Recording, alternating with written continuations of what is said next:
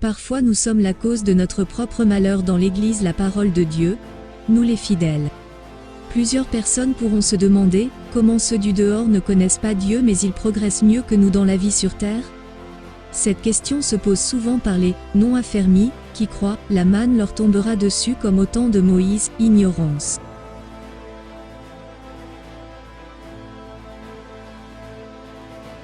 Les sacrificateurs, jadis, ils étaient issus que dans la tribu de Lévi. Mais, en ce moment, ils sont de toute langue, tout peuple, toute nation et toute tribu de la terre dans l'Église la parole de Dieu. Ils ont le travail de bénir les enfants de Dieu, de les encadrer par les prédications, les exhortations, les conseils, etc. Ils sont quasiment permanents au temple afin d'assister spirituellement les enfants de Dieu, de les orienter à comment l'adorer, l'aimer et le craindre.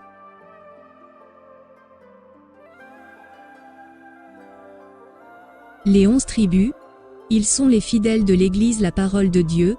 Ils viennent chaque jour au temple apprendre comment se comporter vis-à-vis de Dieu, de leurs semblables et leurs prochains. Ils ne viennent pas au temple pour prier Dieu mais plutôt pour l'adorer. Ils font à ce que tout ce dont ils apprennent dans le temple pendant les enseignements dispensés par les sacrificateurs soit leur mode de vie.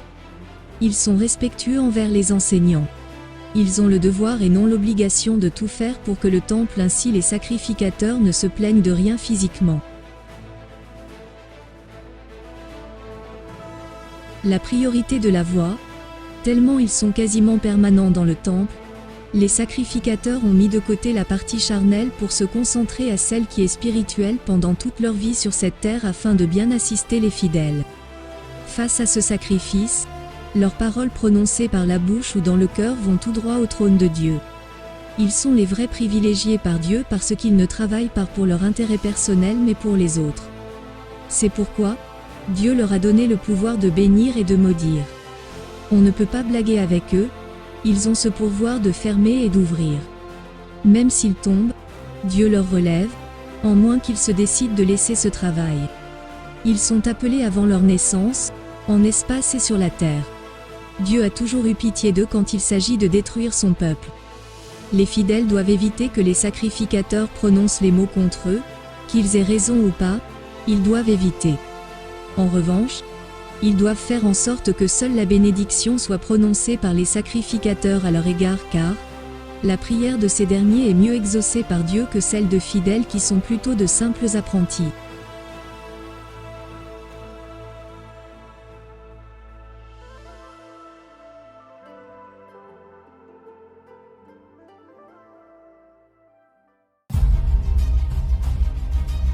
Nous sommes les défenseurs influents et emblématiques du message divin prêché par le prophète Dominique Condé sur l'Internet, depuis 2010. Nous, étant les jeunes révolutionnaires de la Sainte Doctrine, nous avons créé des plateformes sur Internet, pour ne parler que du bien de la Sainte Église, et débattre sur certains points difficiles de cette doctrine, qu'on ne comprend pas facilement. Voilà pourquoi, nous publions régulièrement des vidéos bien conçues et illustrées, pour faciliter la compréhension d'un chacun.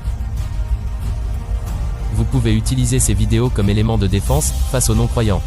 N'hésitez pas de la partager à vos proches, liker, et aimer ces articles.